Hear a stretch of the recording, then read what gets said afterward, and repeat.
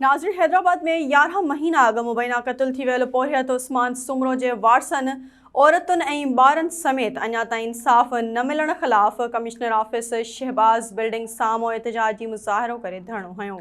उन हवाले से ॾिसूं था SS न्यूज़ जे रिपोर्टर एजाज़ लगारी जी हीअ रिपोर्ट। जी नाज़रीन, असें बिठा आहियूं शहबाज़ बिल्डिंग जे ॿाहिरां जिते सुमरा बिरादरी जा माण्हू एहतजाज करे रहिया आहिनि। 11 महीना अॻु मुबैना तौर पोरियत उस्मान सुमरो क़त्ल थी वियो, जंहिंजे लाइ सुमरा बिरादरी जे औरतनि ऐं मर्दनि वॾे अंग में शहबाज़ बिल्डिंग ॿाहिरां धरणो हयो आहे।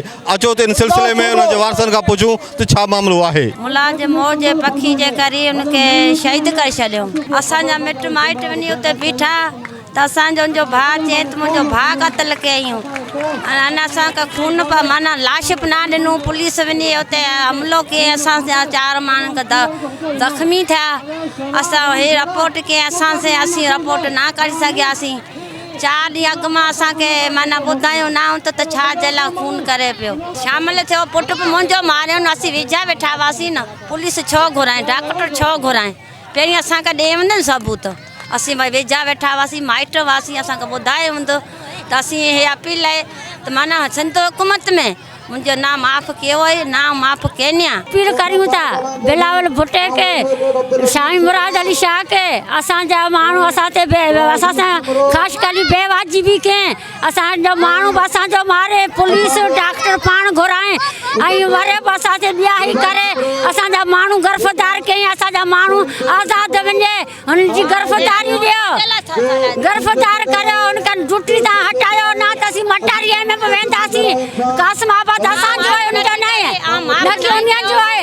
असीं हकामा कंदा रहंदासीं। मुंहिंजे भाउ जे पुट खे माजिद ख़ासि करे ऐं हुनजो भाउ वाजिद ख़ासि करे क़त्ल कयो आहे। असांजो मुतालबो इहो आहे त असां ते इंसाफ़ कयो वञे। जेका हुनजी पोस्टिंग मटियारी में थी आहे, उनजी पोस्टिंग के उनखे उतां हटायो वञे ऐं असां तां इंसाफ़ कयो वञे। असांजे बिरादरी जा 16 माण्हू जेल कस्टडी में उनखे आज़ादु कयो वञे। छो त जंहिंजो बच्चो क़त्ल थींदो आहे उन पीउ खे अॼु जेल जे अंदरि रखे वेठा आहे। ही कहिड़ो इंसाफ़ आहे? ही कहिड़ो कानून आहे? असां सुमरा बिरादरी जा माण्हू गुज़िरियल 11 महीननि खां सरापा एहतजाज आहियूं, पर हैदराबाद जी इंतिज़ामिया जी अख नथी खुले। हिकिड़े कातल खे जंहिं असांजे नौजवान शहीद उस्मान सुमरो जो क़त्ल कयो, अॼु उनखे 11 महीना थी विया आहिनि पर आज़ादु घुमे पियो। जॾहिं सुप्रीम कोर्ट उनखे गिरफ़्तार करे हैदराबाद इंतिज़ामिया हवाले कयो, हिते जी इंतिज़ामिया वटि जॾहिं पहुतो त हैदराबाद जी इंतिज़ामिया हिकु करप्ट ऑफिसर जेका सिराज लाशारी आहे उनजे हवाले करे उनखे आज़ादु करायो।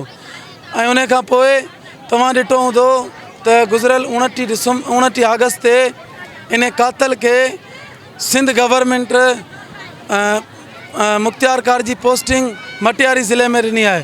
असांजो ही मुतालबो, ही असांजो धरणो उन वक़्त ताईं जारी रहंदो जेसि ताईं कातल जी गिरफ़्तारी न थींदी, कातल जी रीपोस्टिंग आर्डर असांखे न ॾेखारियो वेंदो, उनखे पोस्ट तां न हटायो वेंदो, तेसि ताईं असांजो एहतजाज जारी रहंदो। जी नाज़रीन, तव्हां सुमरा बिरादरी जा वीचार ॿुधा, उनजे वारसनि जा वीचार ॿुधा त पोरियत उस्मान सुमरो खे कहिड़े नमूने क़त्ल कयो वियो।